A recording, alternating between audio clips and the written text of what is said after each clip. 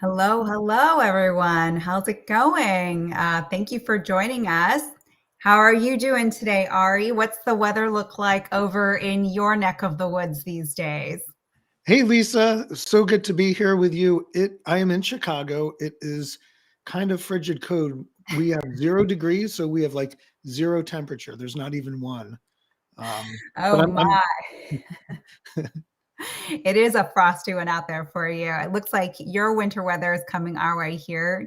For those of you who are joining us, let us know, where are you from? What does it look like out your window this morning or this afternoon or evening, depending on the time zone that you're calling us from? I know Ari's just saying that he's got a little bit of a frigid front, and that's making its way all the way over to the East Coast here in Boston. So I'm definitely looking to keep my fingers and toes warm on walks in the next couple of days. And hello, Alex. Thank you for joining us on the LinkedIn Live. Great to see you. Now, a quick question for everyone on the audience. Did anyone participate or join NRF last week in New York? If you did, go ahead and let us know that you were there, what you saw, some of your favorite things. Ari and I are going to be recapping it for the rest of you who've joined us, who maybe want to understand really what were the big trends, what were the big moments, what did we see. So while we take a second here, go ahead and let us know if you participated at NRF last week.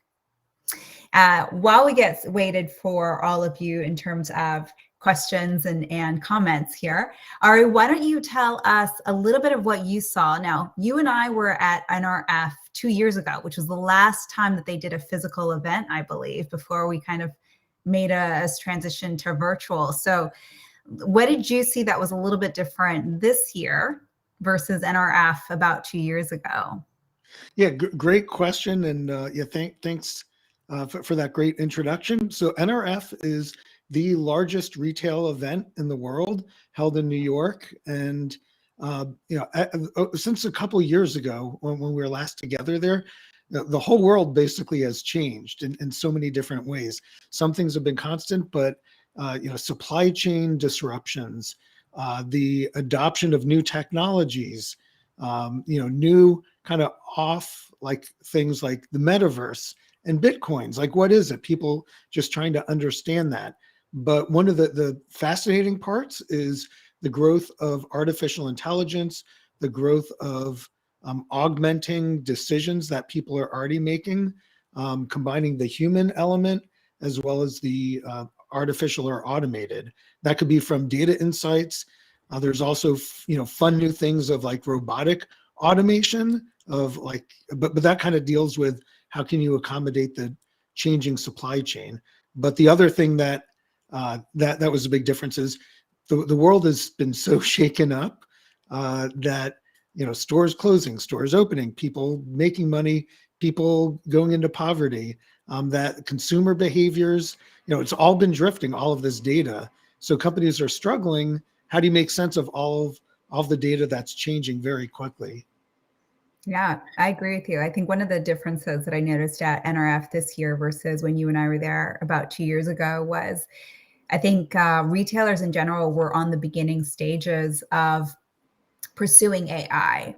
You had the haves and the have-nots, if you will, when it came to AI for retailers. You had the big digital natives who were entering into the retail arena, who were really exploring AI, but they had a strong backbone of that in terms of competency. And then you had retailers who are more traditionally brick and mortar, who are looking at exploring what artificial intelligence actually mean.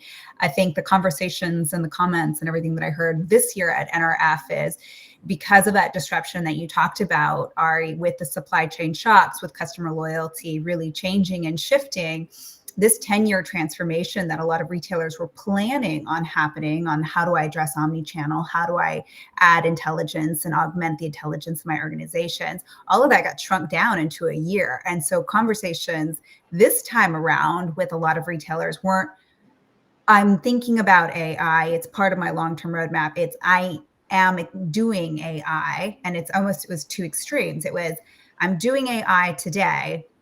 We've got a great data science team. How do I scale it? And then the other conversation was, I know I've got to get into AI. I know I need to do it. I've got my essential elements in place. like, how do I start to kick this off to be much more quickly and scale this out? So Ari, I don't know if you had any great conversations about those two kinds of extremes with retailers today. And hello, Marina. Thank you so much for joining us on LinkedIn. But let us know what you heard, Ari, in terms of those two kind of extremes of retailers and AI today. Yeah, two big extremes. A lot of people are still just dipping their toe, or they see other competitors or their customers asking for better service or hearing about AI but not quite knowing what it is. They're early on the maturity stage. So one set of challenges is, how do you get started?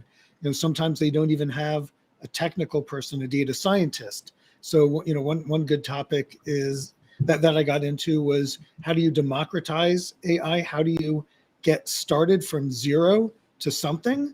And get your first use case, get your first program in.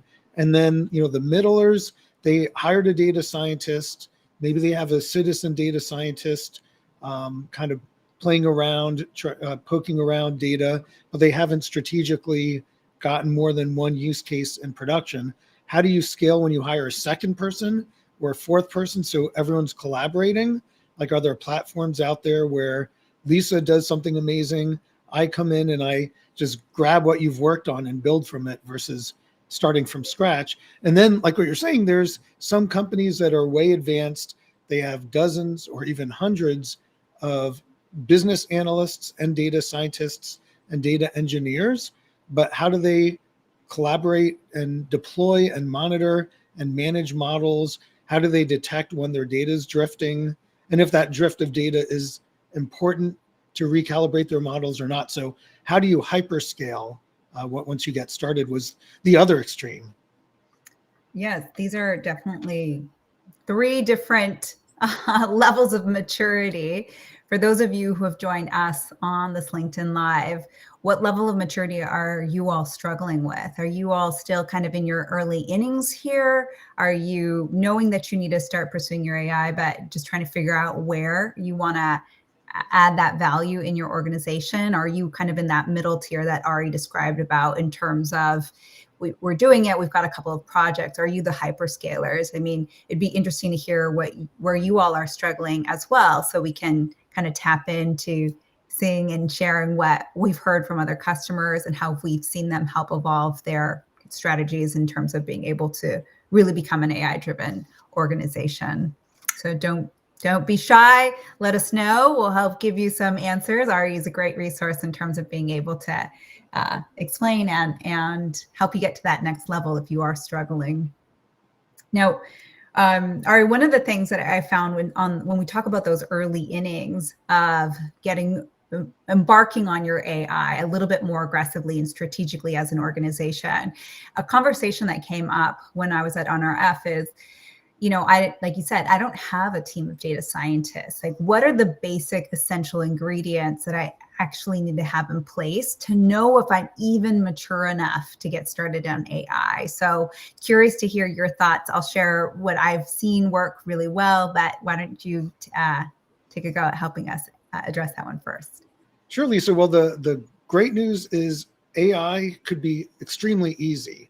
There are many cases where you could literally just get started. If you already have data, you can start making predictions very, very quickly.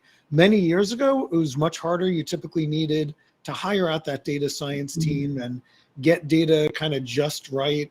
But now artificial intelligence, that citizen data scientist, data does not have to be perfect. You can get started now with what you have. And then as you get more information and as you get used to it all, you can make more and more types of predictions or ask more and more types of questions. So that's my first thing, is don't get paralyzed. You can start pretty much right now and improve as things go. That's one thing. The other is there are solutions out there. One of the biggest challenges is the trust in what the insights are saying. And a couple of years ago, you would just get a model that says, stop selling your product in Target. And you're like, I don't know if I trust that. I need to understand more before I actually alter my business or make a decision. But now there's a lot of great solutions and methods to understand every step of the way, so you're not in a black box, and understand why a model is instructing something. You could either take action on it or tweak the model. So that's one other thing that helps folks get started, is just being able to see more quickly than ever what's going into a model, what are the driving, what you call features or variables, and the explanations around it. And then once you have a good enough model, you can make net new predictions: supply chain, customer behavior, lifetime value, churn, or some avocado analysis that you'll be showing us soon. Very true. One of the things that I'm speaking on, kind of adding to what you've already said in terms of don't wait to get started. You don't need to have everything perfect. I think the things that we've seen in terms of organizations being able to successfully pursue AI is twofold. One, AI is no longer this kind of technology blocker anymore. With automation in terms of AI and platforms that are streamlining how to build it, to your point, Ari, it's a democratization play. You don't need to have a huge team of data scientists anymore. But the other important thing, and I think this is where retailers are starting to make that shift, is business leaders, you all are in the driver's seat of where you need to apply AI. So this isn't a data science problem, actually. The platforms and the technology that we're at in today has made it not a technology kind of traditional coding problem. It's become more of a, what is the problem that's most impactful to your business's bottom line? And I will say, take a hard look at your organization. Where are you feeling the pinch? Where are you feeling the pain from this disruption today? I know we've all gone through these evolutionary processes of hardening and sharpening up and adjusting and becoming more agile, but are you feeling the pain on that consumer loyalty front? Are you feeling more of the pain in your organization on your actual bottom line in terms of your supply chain? Is it in the logistics of your organization?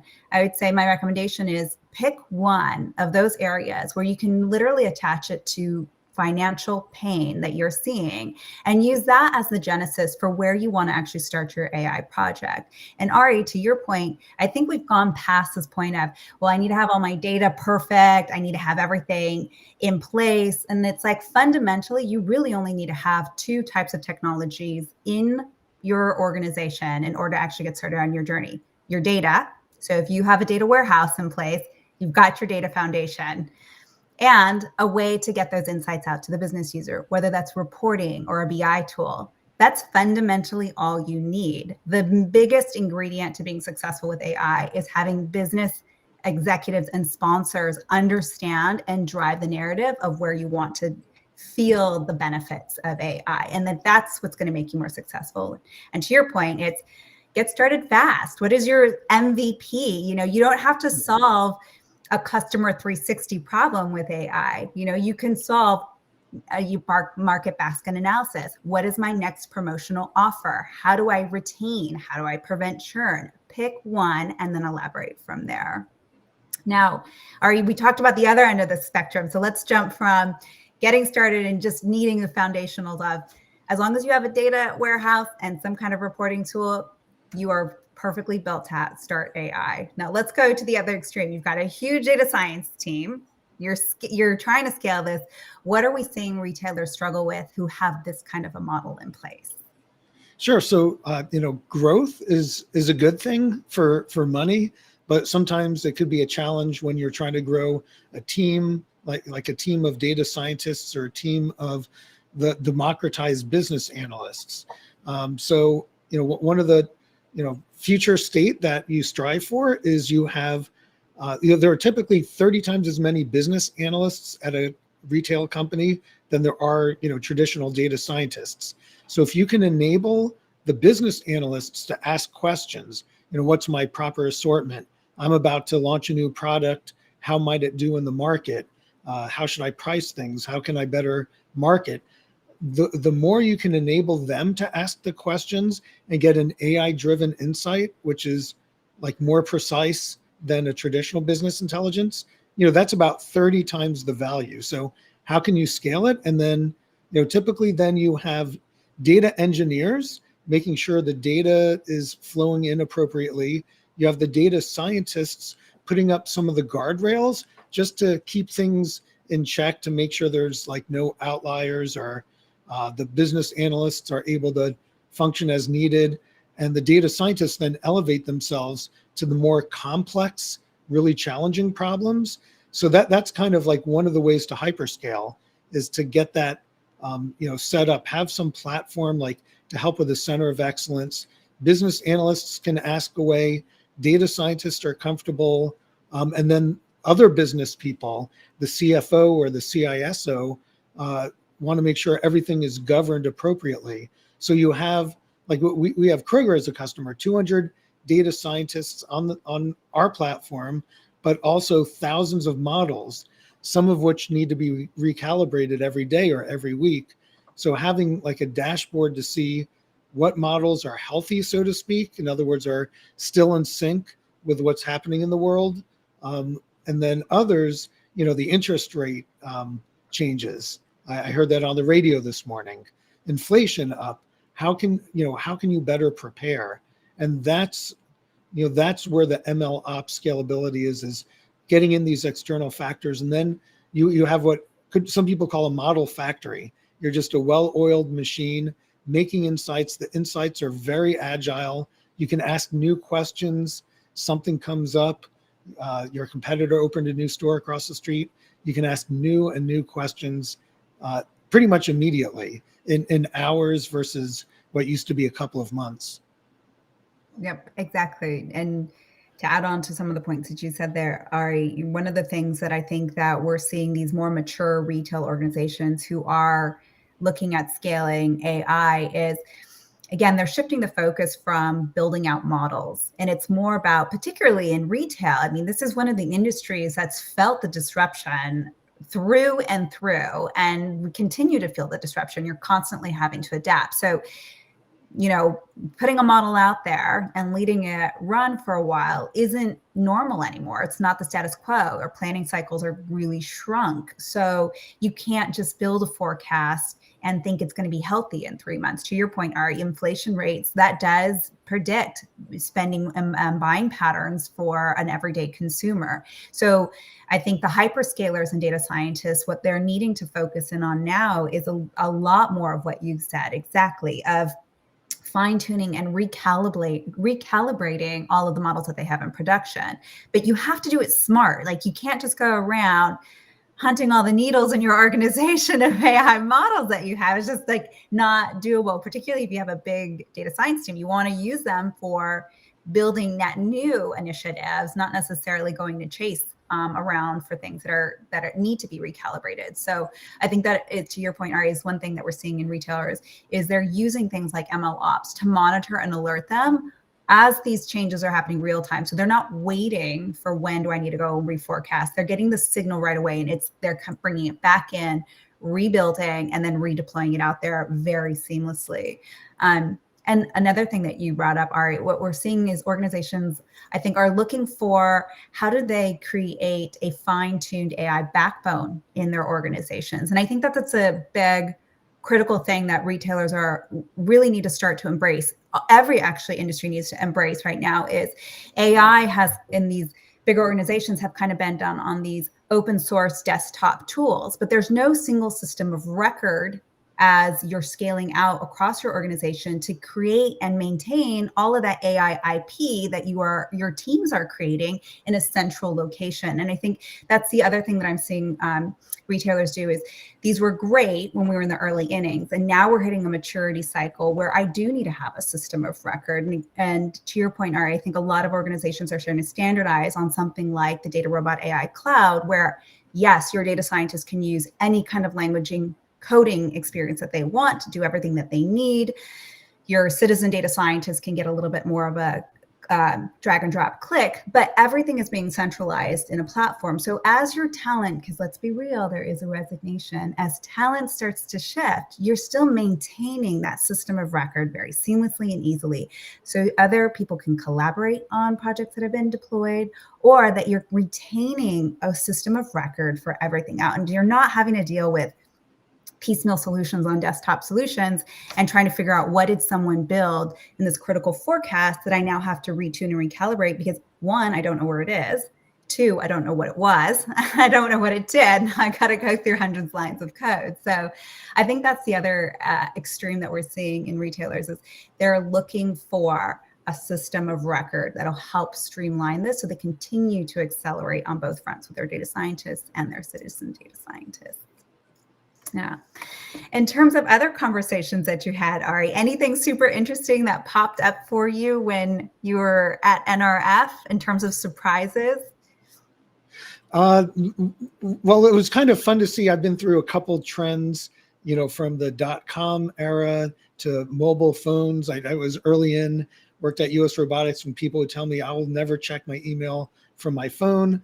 And now like the latest crazes are like metaverse and Bitcoin. How can my company implement it? So those were kind of the fun, like more generalized, beyond the AI that I saw. But no, there's some really cool use cases. Sometimes companies would have just like a little idea, I'm going to improve X, and they get like hundreds of millions of dollars of venture funding. So I found that pretty interesting. Yes, we are living in a new world with metaverse and all of this digital currency and even new digital items that I don't think that I thought we could be able to sell, in the past. It's not, physical goods anymore in terms of consumer buying patterns. They're looking for other alternatives in terms of what they're actually purchasing. So, I mean, it's going to be very interesting to see what the next year of AI in retail brings to us in terms of innovation and experiences that we have from, business to consumers. Yeah, the one other thing to add is the other cool thing was in-store shopping behavior, like people tracking or automating. You take a product and take it without having to interact with people, like what Amazon was doing a couple years ago is now standard. But the common theme from all of these is that retail is changing. There's going to be new types of data. If you have a non-agile environment for data science or don't have a data science implemented yet, there's, the world's going to be changing.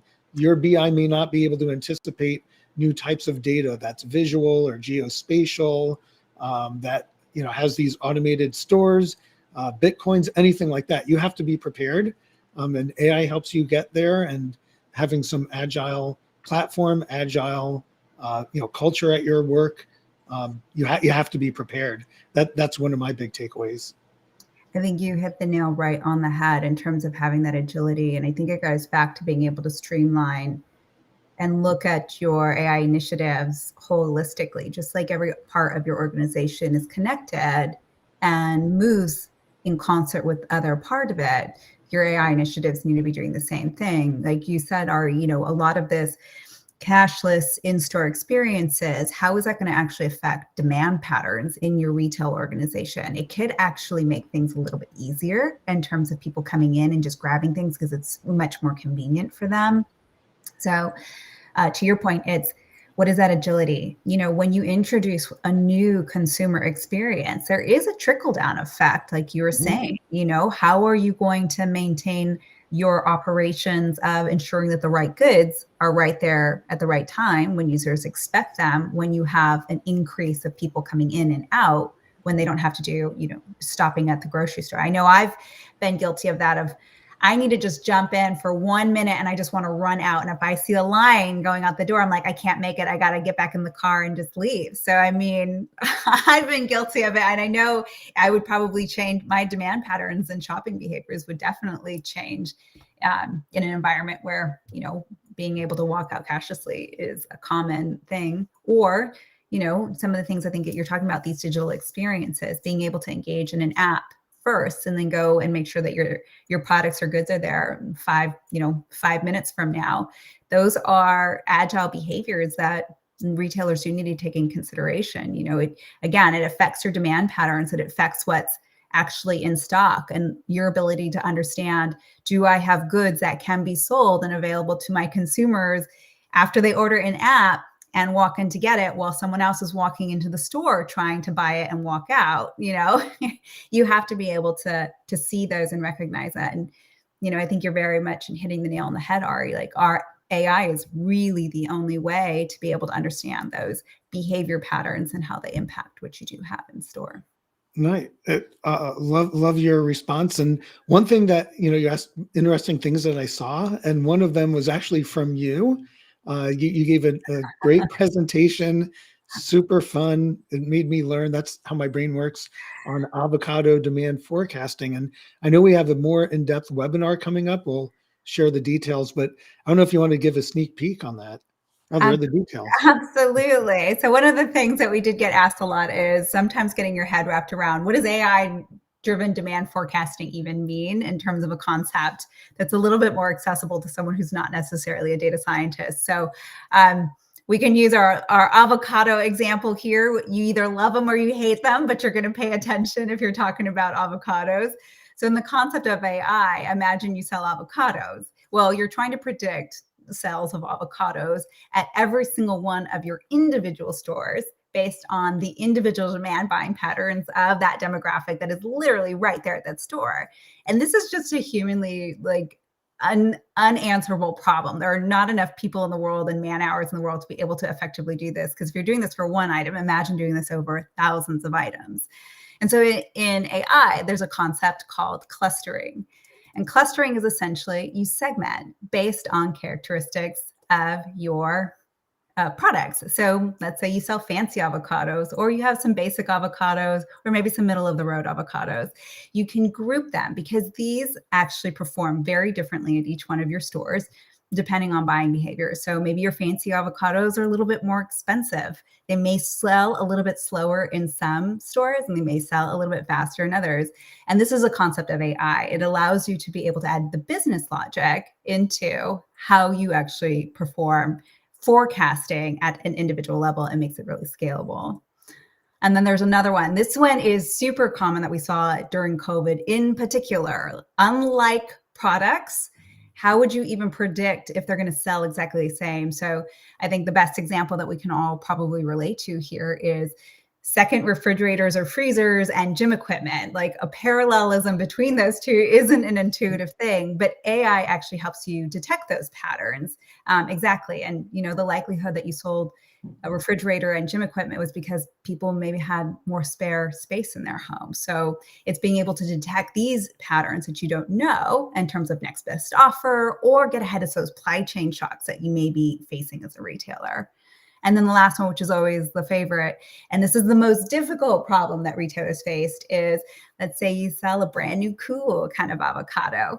How do you know what your users are going to want if you've never sold it before? And this is where AI actually helps in terms of being able to give you much more accurate predictions and forecasts as to, introducing a net new item in your organization. So that's just a little bit of a few of the cool things that AI-driven forecasting can do, and using avocados as a simple way to explain them. But yes, we definitely have more details in helping you understand the upstream and downstream effects of AI, how to build against them, where to focus, and helping you understanding that if you're getting started on your journey, or if you're scaling your journey, how to actually knit all of those kind of concepts together, from your customer experience to supply chain to your logistics.